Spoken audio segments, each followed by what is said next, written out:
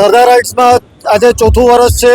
4 વર્ષથી હનુમાન મહોત્સવ ઉજવાઈ રહ્યું છે ને દર વર્ષની જેમ આ વખતે બી સંખ્યા ડબલ છે ને લોકોમાં એક હર્ષ ઉલ્લાસ ખૂબ છે ને તમે જોઈ શકો છો મહાપ્રસાદનું આયોજન રાખેલું છે. આજે ઓછામાં ઓછો 1500 થી 2000 માણસ આવશે. શું સંદેશો આપશો યુવાઓને?